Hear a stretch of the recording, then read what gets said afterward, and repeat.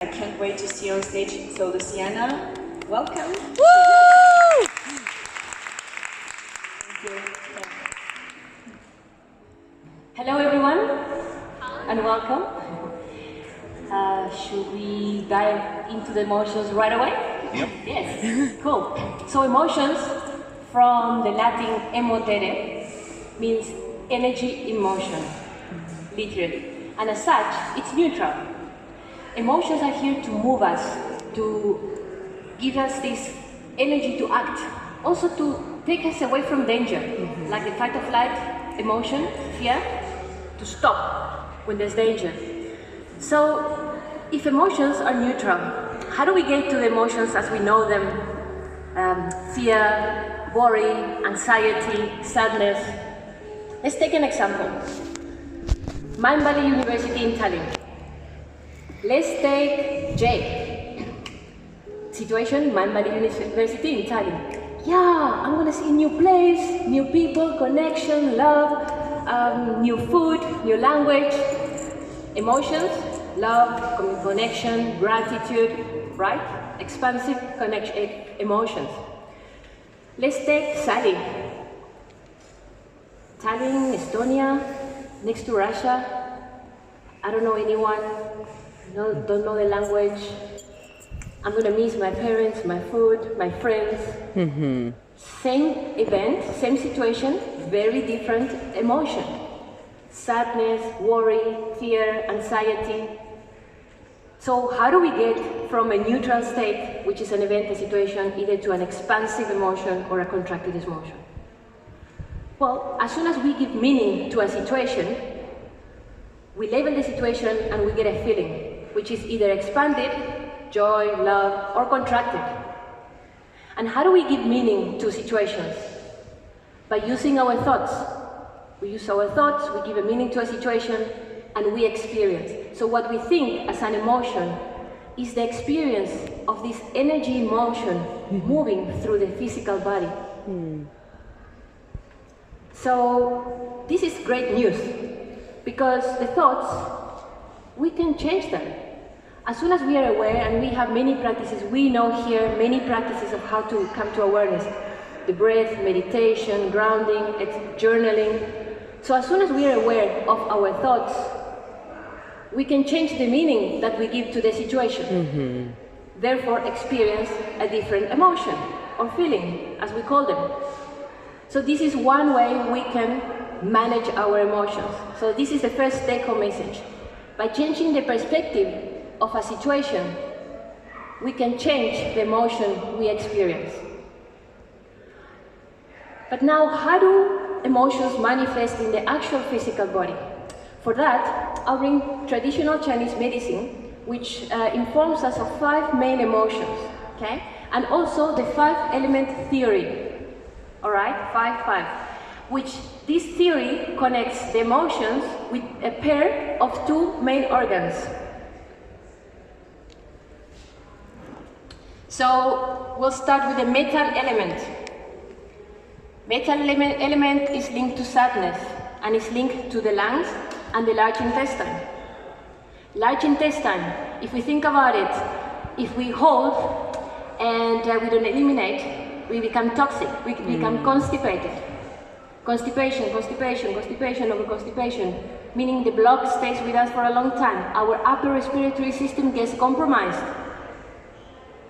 And then we start having lung issues, asthma, we experience a cold or the flu every year. Other organs that are also related are the skin, so any skin rashes, psoriasis, also the nose, so any allergies or sinus.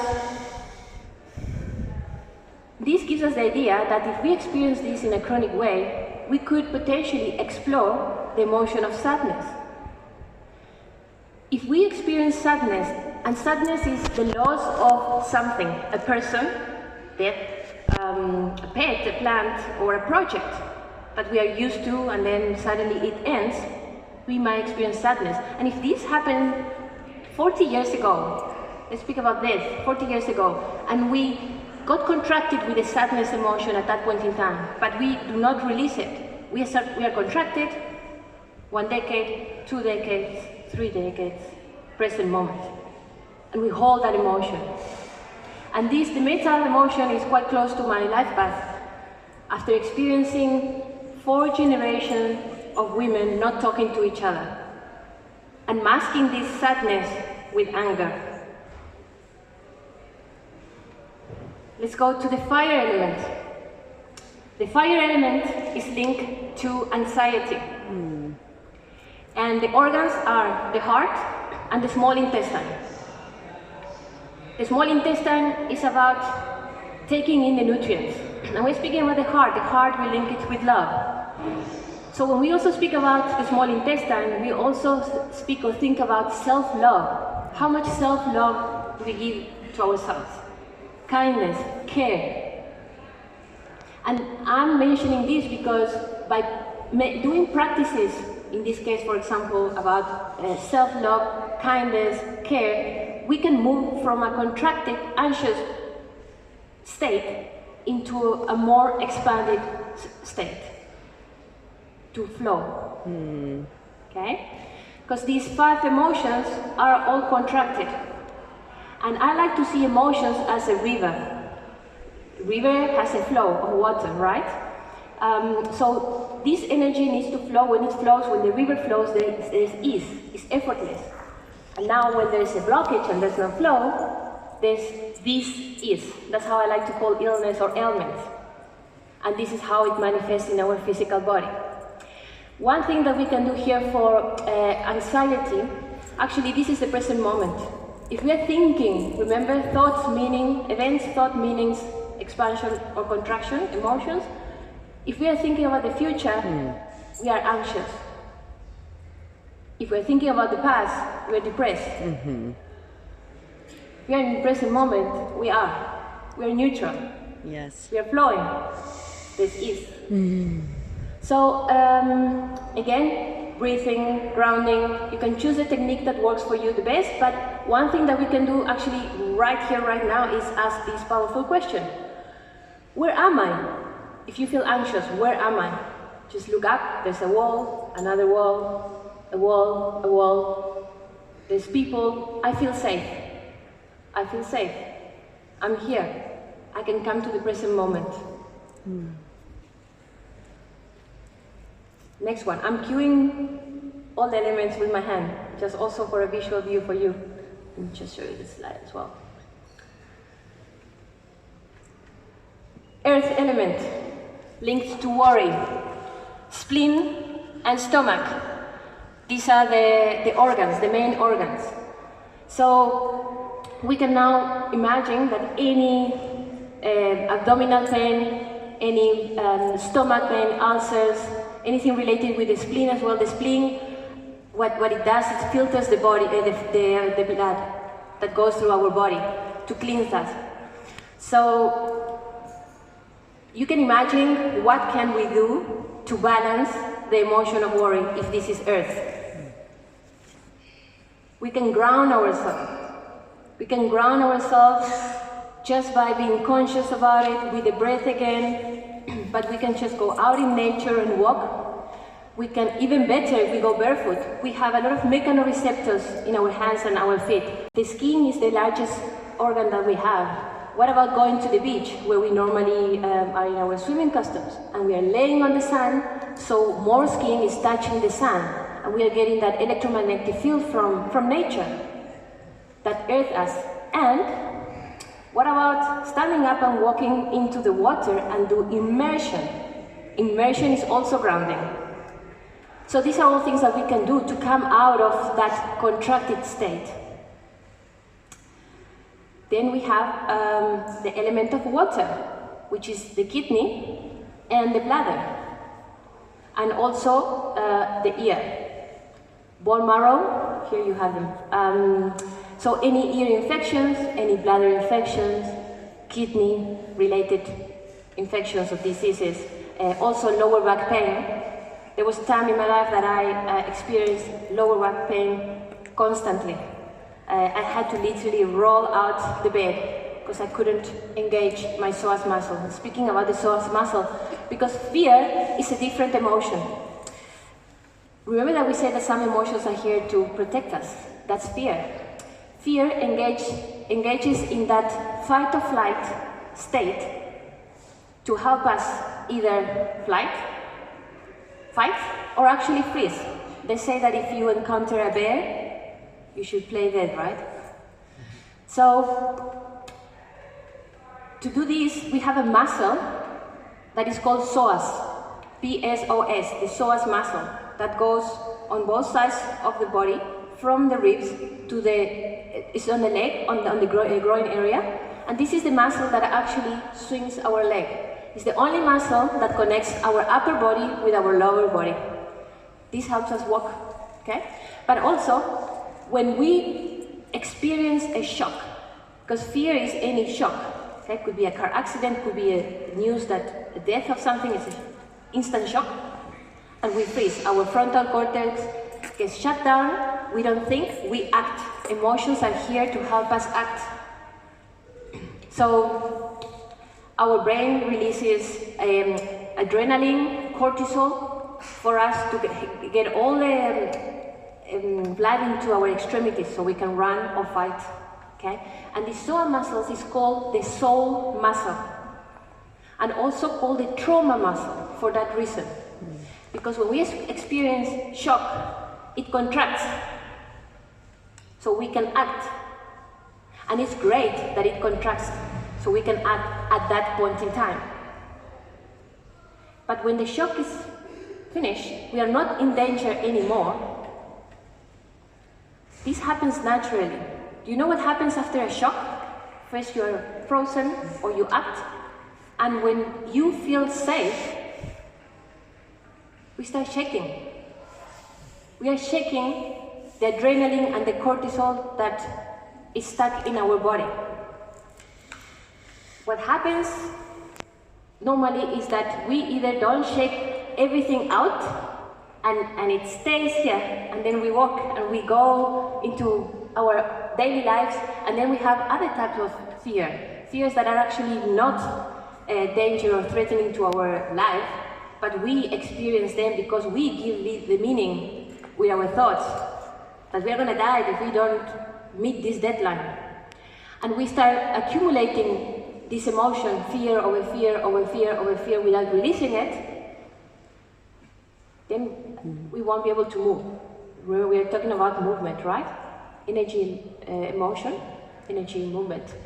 So fear is an emotion that we want to experience to save us. Otherwise, we wouldn't be here probably, because all our ancestors would have been probably eaten by everything. So it's good that we have it, but it's good to release it. In nature, this is seen very often. For example, a lion chasing a deer. The same happens to the deer. A lot of adrenaline, blood into the feet, legs. It runs. This deer was super fast, so it got saved. It arrived to a place where there was giraffe, zebra. I'm safe. Huh? Where am I? I'm safe. It lays down and starts shaking for hours. Shakes, shakes, shakes. And what is the deer doing? Releasing that extra adrenaline, because it doesn't need it anymore. We are not doing that as often as we need, and we carry this fear, carry these traumas, small traumas, even traumas that are not life-threatening. So this is some food for thought. So it's the water element, fear, and then we have wood element, which is linked to anger. I think a lot of us were quite familiar with anger. And it's linked to the liver and the gallbladder as main pair of organs. And the liver is an organ that helps us with our toxins, because we process toxins all the time, right? And when we are in that sympathetic state, that's the fight or flight state, we are producing cortisol, and a lot of the things are toxins as well. So we want to go into a parasympathetic state, that's the rest and digest. That ideally happens at night. So when we sleep, our liver, which is quite a big organ actually, takes 27% of the resources, quite a lot, to help us. This is nice to know because our body is here for us. It breathes for us. Of course, if we do it consciously, it's great. We help our body. Our body pumps our heart all the time for us. We don't have to do it. It's moving. Life is movement. No movement, no life. And I would even say this, life is meaningless. How do you feel about that? Life has no meaning until we give it a meaning. And we can choose the meaning that we want to give.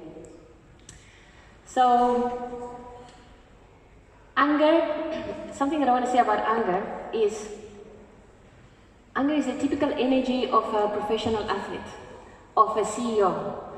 It's an energy that is purposeful, is driven, is focused, it's exuberant. It can very easily come across as intimidating, as angry. I'm a professional athlete myself, so I know that. On court, I'm a beach volleyball player.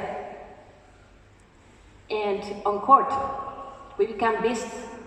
We channel that anger. I had to learn. I was using it in the contracted way, where you just like smash everything everywhere. We don't want to do that, we learn from that. But when you channel it, in my case, you go up, you smash the ball in the 2-meter line.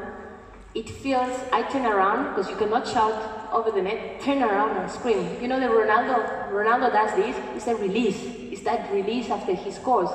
We do the same, different. We have our own way of releasing. But it's how we channel that energy. So emotions are not good or bad, positive or negative. We just feel them as expanded or contracted. And even the contracted ones, we can use them. So these are the five elements linked to the 5 emotions. And what I would like to show you is how we can release them. I do this every day. I do change it every now and then because I do Qigong and I have other routines as well, but this is a great one. You can tap, just tapping. You can tap just for 45 seconds, it's okay. If you want to tap more, that's great. I invite you to stand up if you feel like.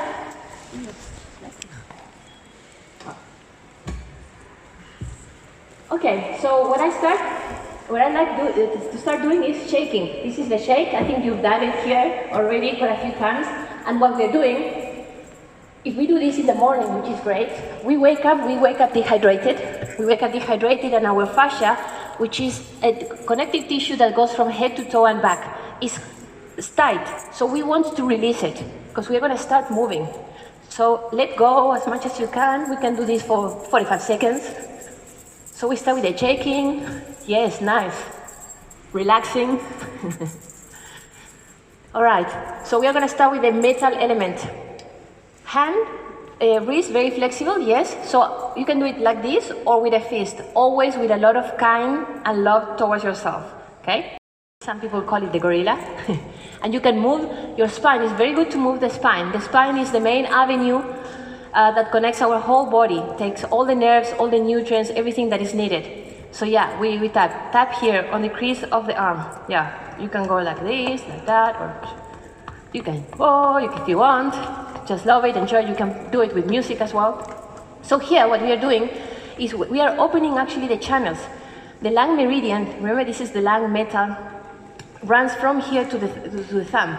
So we are opening, and even if you have pain on your elbows and wrists and hands, it will help because it's gonna take the energy. Okay, so we do this for 45 seconds. Now I'm gonna show you fire and water together. Water, remember kidneys is here. So yeah, just like this, always loose because we want to be kind. And we're gonna use this hand here, okay?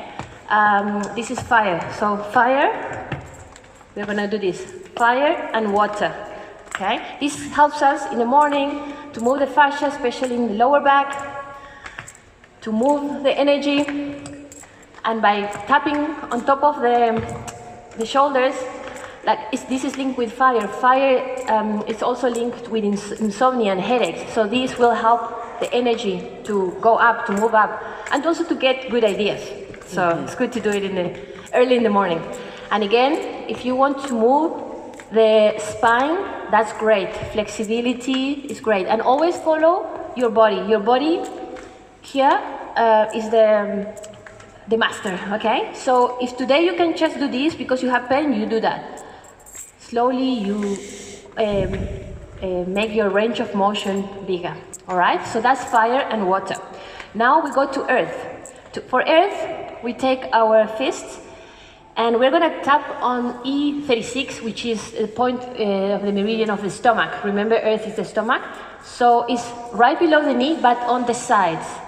So don't tap on the bone, on the sides, okay? You just tap. Yeah, tap, tap, tap, tap. And in the meantime, we practice our squats and we get strong glutes. You can also go all the way down, yeah, and all the way up. You can do this sitting, eh? So thank you for being so brave and doing the squats. You can go up and down. And that's earthing. Can you already feel? Let's feel the tingling for a second. Can you feel it? This is the energy moving through our body. And then we have Anga, wood element. The wood element is in the groin area. Please, with kindness and love, this is, we are helping our body. So we just tap. Yeah. Just let your wrist go. Yes. So it's gentle, gentle. And if you can, just a little bit like upwards. Yes, yes. So what we're doing is we are opening our meridians, our channels. This tapping movement is linked to the wood element. And because it's linked to the wood element, it's linked to the motion of Anga. So, same as with the lung meridian, if you have knee problems, ankle problems, or feet problems, this will help. Because what we are doing is we are moving all the energy up and down. Yes? Yes, it helps for movement. Yes, yes. Just thinking about the children, you know, that they're getting like, ah. Yes, yes. It helps to move the energy. So the idea is to dissipate the blocks, right? And then, if some people are super hyperactive, actually, yes, it helps because this anger is linked to ADHD.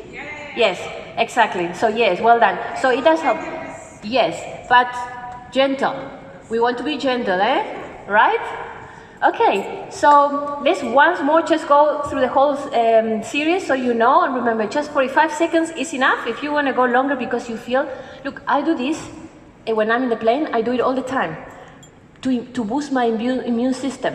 So this is boosting the immune system. This fire is for the circulatory system. Water is for the endocrine system. So anger is for the nervous system. So yeah, it does help with the nerves. That is great, that you have it on the slide. So let's do it once more. So we shake, shake, shake, shake, shake. Now we are loose. Nice. Yes, I like it. We're dancing and moving our hips. Look at how much more you're moving now, eh? Great. Yes, I like it. All right. Metal. Do you remember metal? Yes. The King Kong. Some people like to call it the gorilla. There we go. With love and kindness. Okay? It is firm, but with love. Great. Let's go to our fire and water together. Yes. Yes. This is also very similar to a Qigong movement.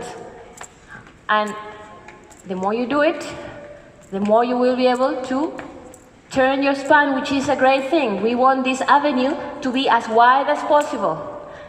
So the information goes very quickly within our body. Great. Now, earthing, squatting. You can obviously be seated and do this. Yeah, just do it on the sides, eh? On the sides, not on the bone. This mustn't hurt, this is to help. And we go up. You're brave, you're amazing. Let's do the last one. Anger, wood element, yes. Well done.